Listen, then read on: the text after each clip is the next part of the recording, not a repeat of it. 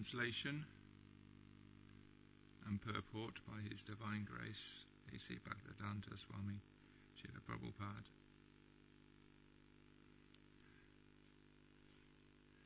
The actual form of life for the living entities is one of spiritual happiness,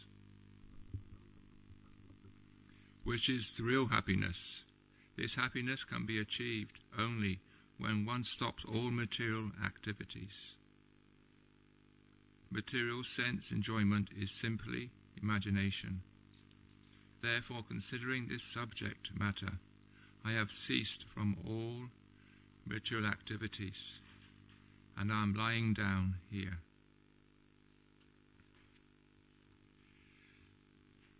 The difference between the philosophy of the Mayavadis and that of the Vaishnavas is explained herein. Both the Mayavadis and Vaishnavas know that the materialistic activities there is no happiness. The Mayavadi philosophers, therefore, adhering to the slogan Brahma Satyam Jagam Mithya, want to refrain from false materialistic activities. They want to stop all activities and merge into the Supreme Brahman. According to the Vaishnava philosophy, however, if one simply ceases from materialistic activities, one cannot remain inactive for very long. Therefore, one should engage himself in spiritual activities, which will solve the problem of suffering in this material world. It is said, therefore, that although the Mayavadi philosophers strive to refrain from materialistic activities and merge into Brahman, and although they may actually merge into their Brahmana existence, for want of activity they fall down again into the materialistic activity. Utraya titraina param tata parantiti ada. Thus, the so-called renouncer, unable to remain in the meditation upon Brahman, returns to materialistic activities by opening hospitals and schools and so on, and therefore simply by cultivating that materialistic activities cannot give one happiness. Cultivating knowledge that one cannot. Therefore, one simply cultivating knowledge that material activities cannot give one happiness, that one should consequently cease from all such activities, is insufficient. One should cease from materialistic activities and take up spiritual activities. Then the solution to the problem will be achieved. Spiritual activities are activities performed according to the order of Krishna, Anakulyena Krishna Shilanam. If one does whatever Krishna says, his activities are not material. For example, when Arjuna fought in response to the order of Krishna, his activities were not material. Fighting for sense gratification is a materialistic activity, but fighting by the order of Krishna is spiritual. By spiritual activities, one becomes legible to go back home, back to Godhead, and enjoy blissful life eternally. Here in the material world, everything is but a mental concoction that will never give us real happiness. The practical solution, therefore, is to cease from materialistic activities and engage in spiritual activities. Yagyata kamano nayatra loka yam karma bandhana. If one works for the sake of pleasing the Supreme Lord, Yagya or Vishnu, one is in liberated life. If one fails to do so, however, he remains in a life of bondage. Om Jnana Dhandasya Gana Gana Slakaya Tatsutamena Tasmai Shri Guru Namaha.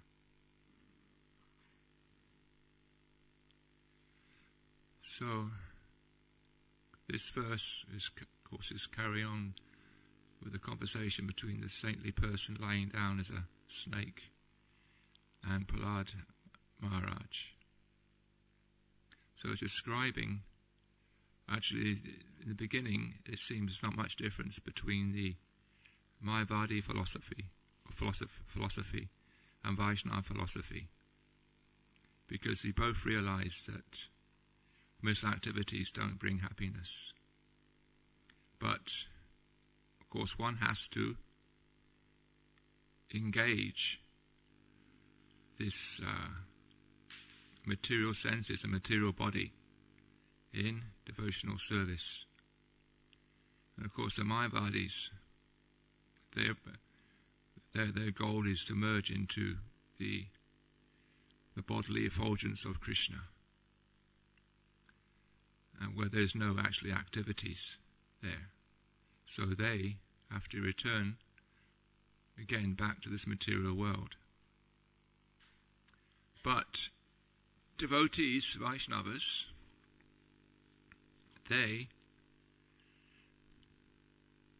their activities are not actually, as Prabhupada says, are not material.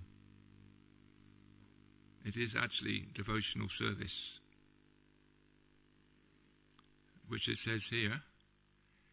There is a very famous verse from the Bhakti Rasa Sindhu. Anukulyena Krishna Shilanam. This is actually one line from 1.1.11. Now this is a very significant verse, because it's explained in one class by, I think it's Hanuman Prakash Maharaj, that this verse is actually the sutra of the whole of the Bhakti Rasa Sindhu, because all other verses and commentaries by Rupa Goswami are based on this verse. And this, just these two words, means serving Krishna favourably. So this is actual devotional service. Actually serving Krishna without any material gain or profit, through karma, through knowledge, karma, or speculation. This is actual real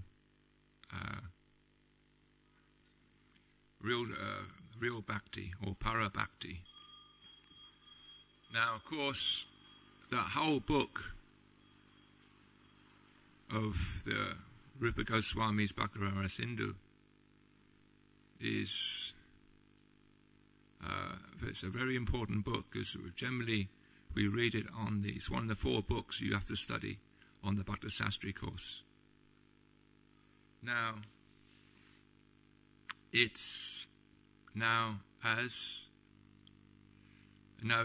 this little, I read a little section from a lecture by Srila Prabhupada on Srimad Bhagavatam 1.2.33 in Vrindavan, 12th of November 1972.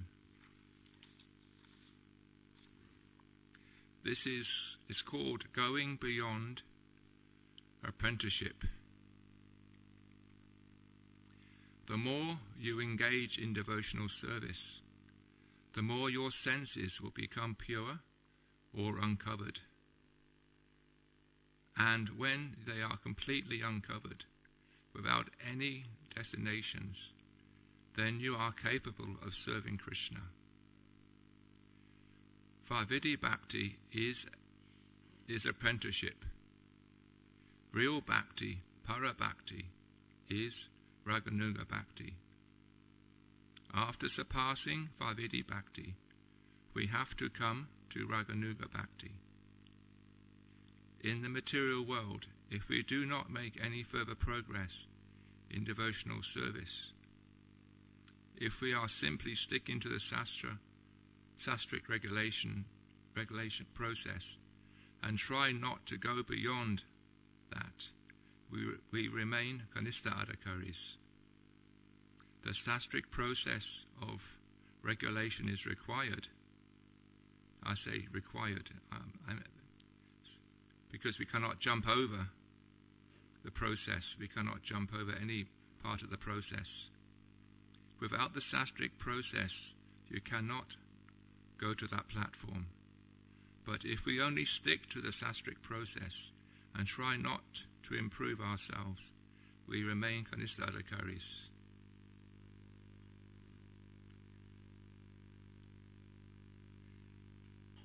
The satric process is kanistha adhikari, the lowest stage of devotional service. So that, of course, we know that verse from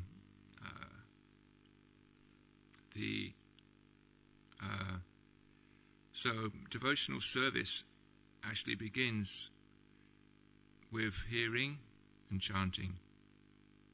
This is the beginning of devotional service. But because we're not on that level, we have to engage the body and mind in so-called materialistic activities. And even just sitting here, listening to Bhagavatam is actually devotional service. This is why when I was at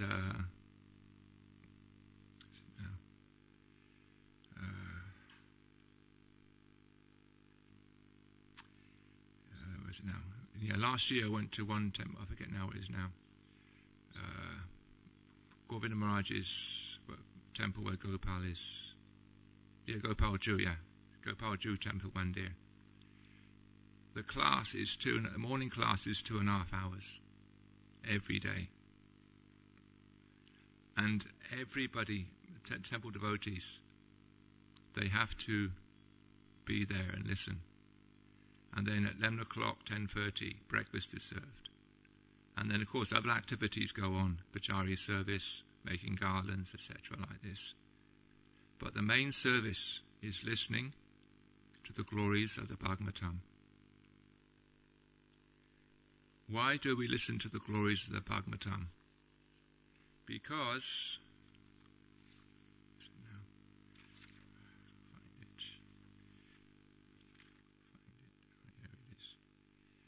this is from the this is from the Chaitanya. This is some verses from the Chaitanya and Chandra-Rit about the glories of the Bhagavatam. The Bhagavatam is full of Krishna prem. It is non-different from the beautiful body of Krishna and a part of Krishna himself. Describes Krishna's confidential pastimes. Then there's the Chaitanya Bhagavat, Anjalila 3:509. Since the Bhagavatam speaks exclusively of the truths of pure devotional service, it is unparalleled among the Sastra. No other scripture can compare with the Bhagavatam. Then again, Chaitanya Bhagavat Anjalila 3:506. In the beginning, middle, and end, the Bhagavatam speaks only of devotional service to Krishna. As such, this literature is eternally perfect, infallible, and infinite, because it contains all the truths pertaining to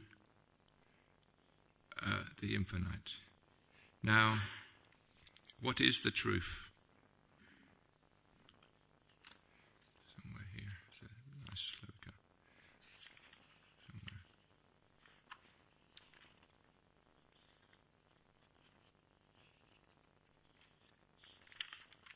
Oh, here it is, yeah.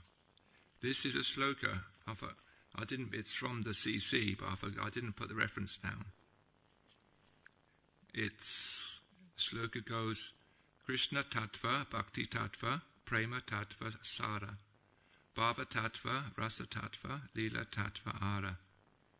The translation by Srila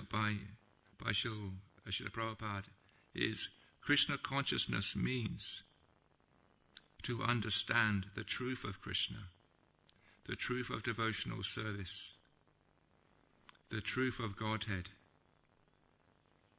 the truth of emotional ecstasy, the truth of transcendental mellows, and the truth of Krishna's pastimes. Now, of course, as I said earlier, the devotional starts by hearing and chanting. So this means kirtan or japa.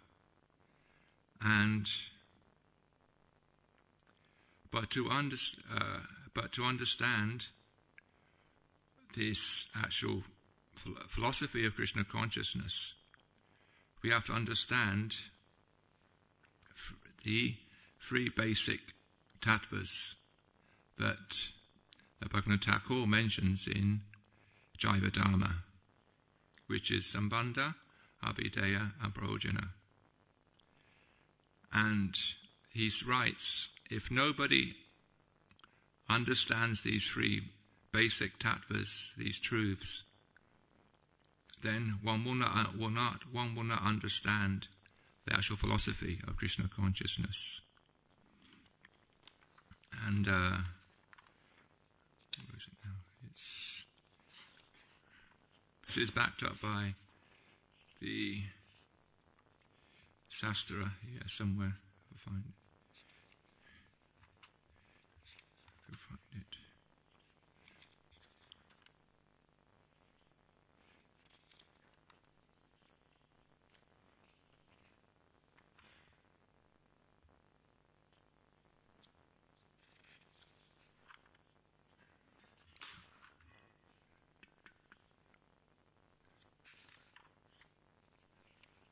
I can't find it at the moment, but it describes how the three basic tattvas, Sambandha, Abhideya, and Prayojana, if one understands these three tattvas, then one understands the whole of the Vedic literature. And of course, Lord Chaitanya, he came in the form of in the mood and in the form of Radharani. And where is it now? I had it just now. Oh, here's that here. Here's that verse from it's Madhya Leela 6:178.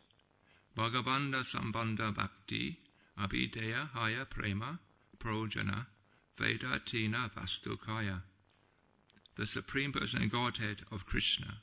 That's the Supreme Godhead of God. The Supreme Personality of Godhead is the central point of the relationship Sambandha. Acting in devotional service to him is one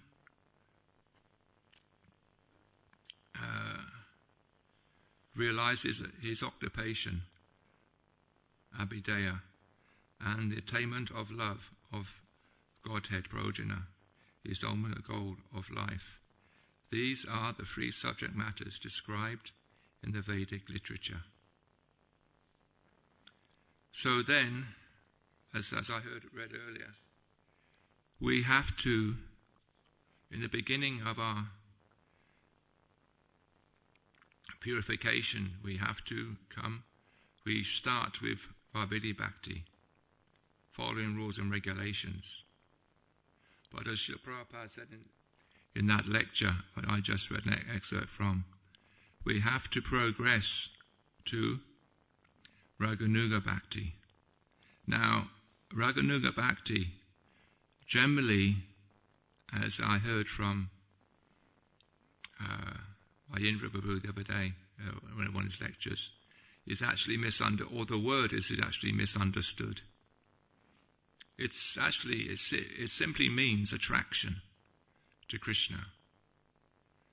And what you do, once you're attracted to Krishna and His holy name, things just become spontaneous. Say, for instance, I'll give you an example of this. One example of, must have been about 15 years ago now, when Radha Mohan, who at that time was, I forget his Richard, yeah. He was, for some reason, he must have been late or got up late, and he was doing japa around the building. And he was just sublimating during his japa, and now Shiva Maharaj was on Prabhupada's balcony doing his puja to, I forget now who was worshipping at that time. And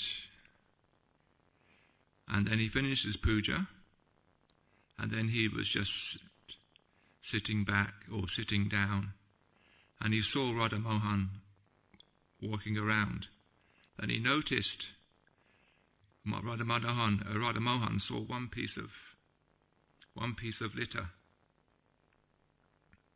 on the floor in the square there, in the circle, just one piece of paper. And he picked it up and he put it in the bin. And then he carried on.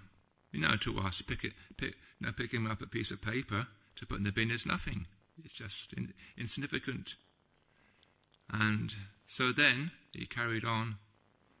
And then Abhimanyu Prabhu, who was serving Shiva Maharaj at the time, he came running behind him, and he stopped Radharani and said, "Why did you pick that piece of paper up?"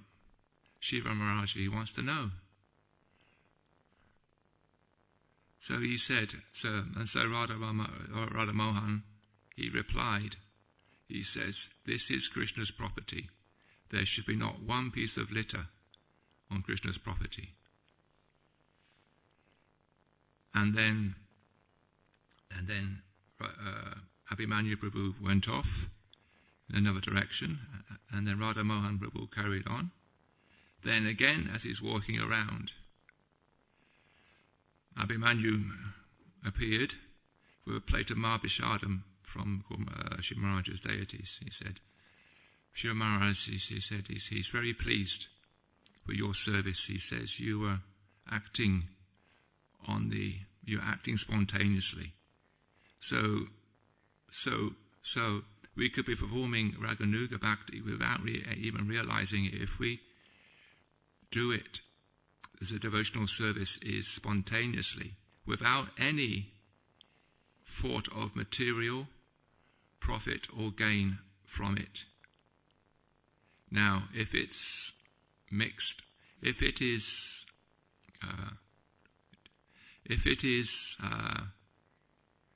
any material gain or profit from it, it is karma mishra bhakti. It's mixed with karma, and of course it's Gana Mishra Bhakti as well, that makes it mixed with knowledge. So we have to come to the level of pure devotional service. And now pure devotional service, as I mentioned, is a high thing, but we have to come to that level if we want to actually generally, if you want to go back to Goloka Vrindavan. Of course, chanting the Maha Mantra is also devotional service. But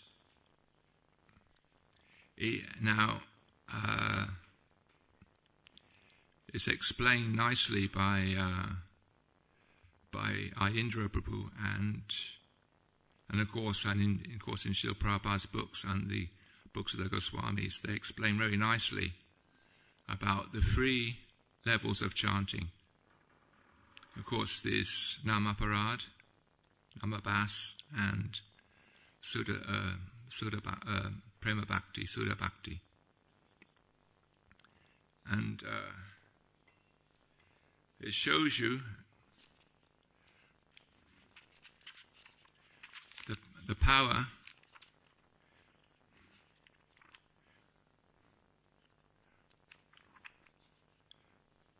of the holy name. Again, it's from the CC. Or Chaitanya Bhagavat, I forget now. But this actually shows you the power of the holy name. Satya Yuga Sata Sata Yagyain Hari Archana Kaleka Govinda Nama Se Pala Arjana. The result received in Satya Yuga by meditation through great sacrifices, and in Dwapara Yuga by performing Archana of Bhagavan according to the proper rules, is obtained in Kali Yuga simply by chanting Namabas, the semblance of the holy name. So it's important that we actually come to the level of Namabas as soon as possible, just like Ajamil did. Now Ajamil is an example of Namabas. He was actually chanting the name of Narayan, but he wasn't chanting to clear his offences. He was chanting the name of Narayan, his son, because it's explained in the pastimes that Narayan used to serve his father. He would say, Narayan, bring me this. Narayan, bring me that. Narayan, bring me this. So then his son Narayan would bring him. So when he was on his deathbed and he saw, of course, the Yamadutas, immediately he called for his son Narayan. So this is Namabas. He wasn't committing any offences. And because of that, we know the Vishnu Dutas appeared, and he came back, and he got extra life. He got some extra years to live, and then he went to Hardwar, and where he took the association of devotees, and then later he went back to Godhead. So this shows the power of the holy name, even if one is chanting Namabas. Now also Bhaktivinoda Thakur, he explains again in Jivadharma, one who is chanting Namabas is Vaishnava Bas. And later also explains, if we're actually Vaishnava Bas, our service is actually resemblance of devotional service also. And so therefore, somehow or other, by the mercy of Guru and Gauranga, we can come to the level of pure devotional service, which I said earlier, it just means attraction for Krishna. And when something has attraction for somebody or something, generally we do it spontaneously. It's like if someone says to us, can you do this? Can you do that? Please. And if you like doing it, immediately you'll do it. There's no question. Like, can you say, for instance, can you do the transfer in the Bajari room there? And then the Gadadhar may say, if you do that, we know you can take a little bit of Mahapashad yourself. So then, because you've got attraction for Mahapashadam, you'll do it. No question about it. No question. So this is what Raghunath Bhakti is. It's not such a complicated and high thing in one sense. Now, Lord Chaitanya, I don't apologize because living in or was staying in Mayapur for 4 years, one of my greatest realizations was actually the mercy of Lord Chaitanya. And find this verse. And one cannot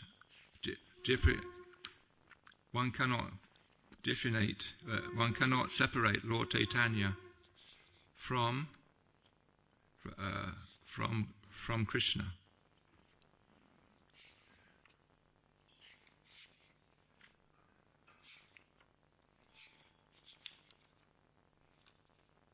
Where is it? Here it is. Yeah.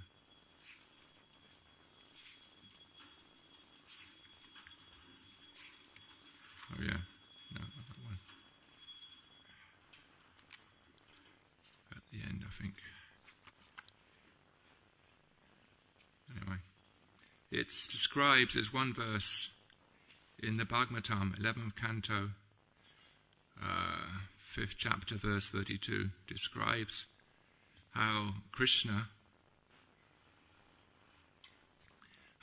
comes in the complexion of Radharani, and he is chanting the syllables Kra and Krishna,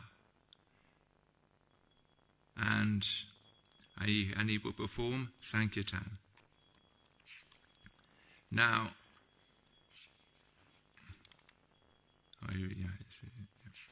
found it. Now, in the different scriptures, it is describing how Mahaprabhu and Navadvip Dham are non-different from Vrindavan.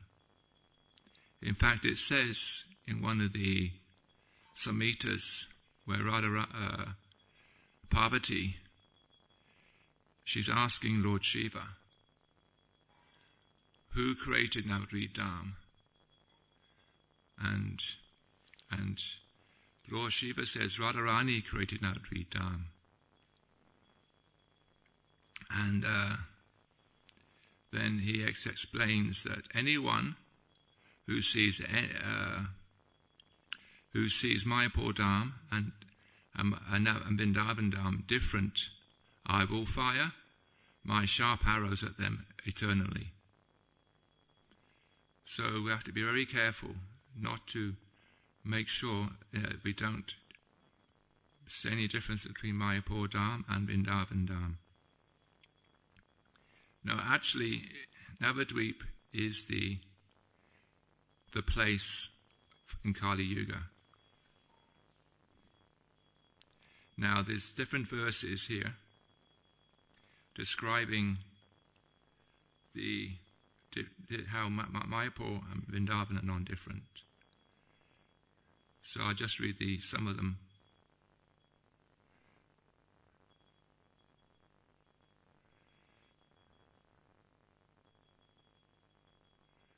Yeah. But if one goes to and resides in Navadvip and takes shelter of the name of Lord Gauranga, the Hare Krishna Maha Mantra, and the Hare Krishna Maha Mantra, then one's offences will be finished, and one will become quickly qualified to understand the mellows of love of Radha and Krishna, because Navadvip is non-different from Vrindavan. when Vrindavan arises in the heart while residing in Navadvip, then and only, I point this out, then and only one can actually take shelter of Vrindavan. Only by the causeless mercy of Navadvip Dham, a sincere devotee can achieve the shelter of Vrindavan without much delay or effort. Navadvip Dham is actually Vrindavan manifested in the land of Bengal. Lord Chaitanya, the son of Sachimata, is Lord Krishna, the greatest hero, the son of Braja's king, and the Supreme Personality of Godhead. Accepting the complexion of Srimati Radharani, Lord Gauranga performs pastimes in Navadvip which are very rarely manifested, even in Vrindavan. Now this is confirmed by Bhaktivinoda Thakur in the Navadvip Mahatma, where Lord Nityananda is taking Jiva Goswami around on the Parikrama. And at one point, Lord Nityananda, he makes a statement that the pastimes of, I forget now, but they come to one place in one island. And Lord Nityananda makes a statement that the pastimes of, he says, now here Lord Gauranga did this pastime here. And Lord Nityananda then continues, he says, the pastimes of Lord Gauranga are even higher than the pastimes of Radha and Krishna.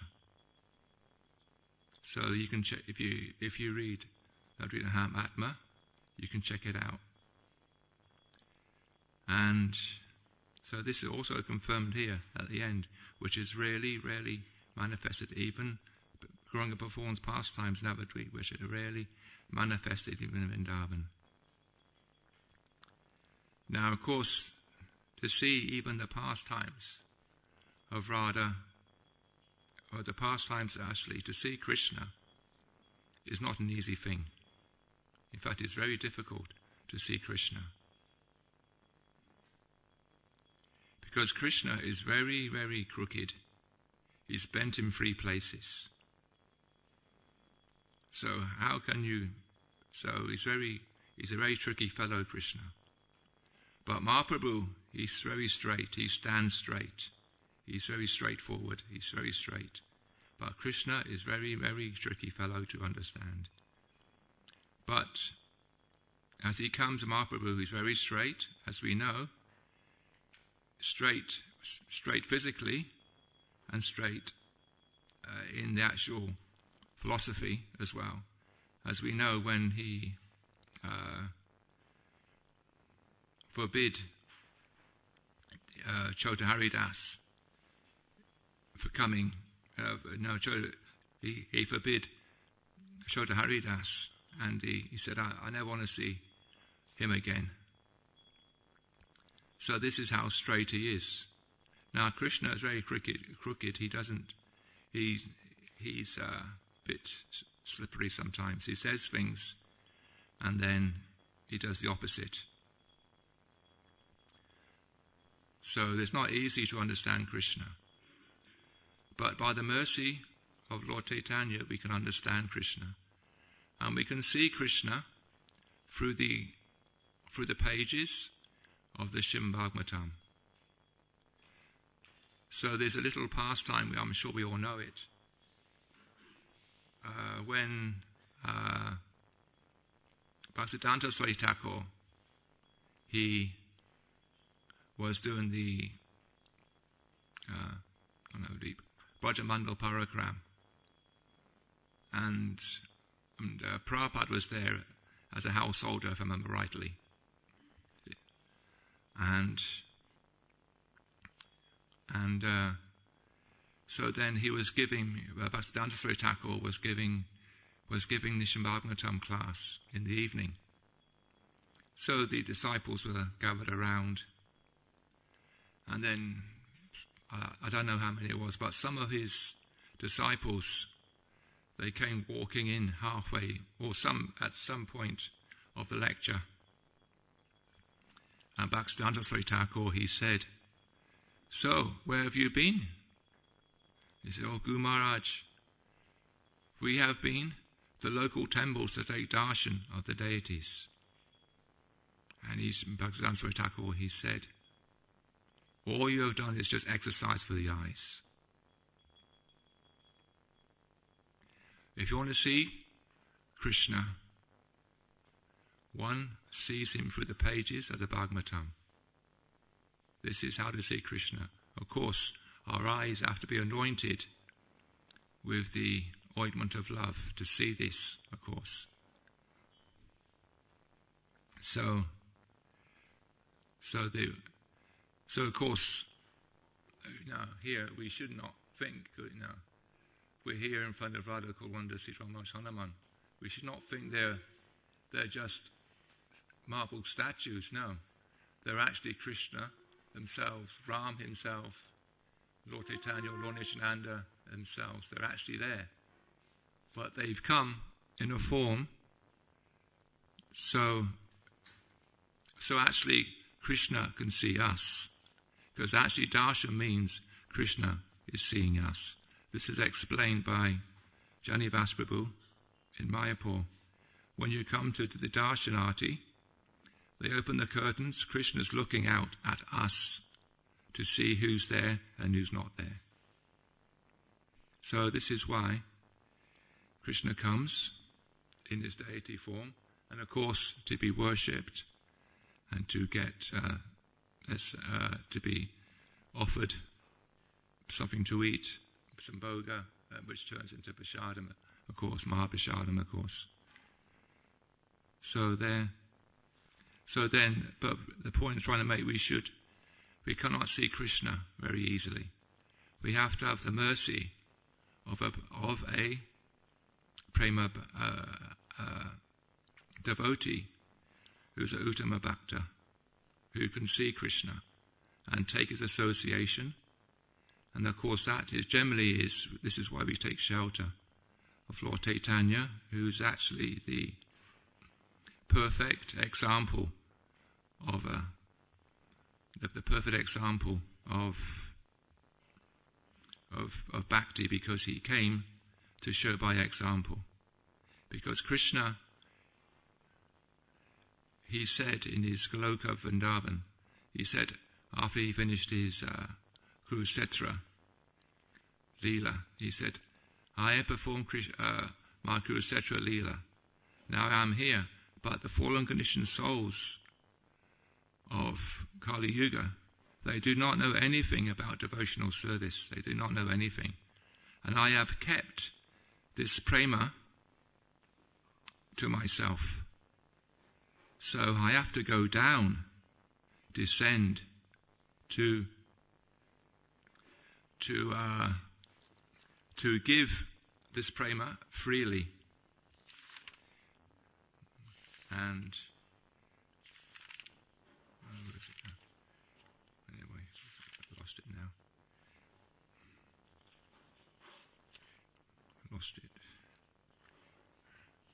Oh, it is, yeah. So this is one of my favorite verses, which actually describes why Lord Chaitanya came down. I'll just read it's from the Chaitanya Charitamrita Adi Leela 4:40. Thus Mahaprabhu spread kirtan even amongst the untouchables. He wore a wreath of the holy name and prema, in which he garlanded the entire material world. So, of course, we see this garland here. It's made of flowers and a piece of thread, nylon thread, that's what it is. So this garland that Lord Chaitanya has garlanded the whole material world, of course, the flowers are just like the name, the holy name. And the word, I think, in Sanskrit for this is the sutra, which is prema. So he put both together, and he garlanded the whole entire material world. So the question is, we can ask ourselves, all right, Mahaprabhu has come to, he has come and garlanded. He didn't entirely work, but are we wearing that garland? Just I'm wearing this garland now. So, but are we wearing this garland, a holy name and prema? This is the question I have to ask myself, and we should all ask ourselves this question. And if we think we're not, then something is wrong. And so therefore we have to try to rectify it.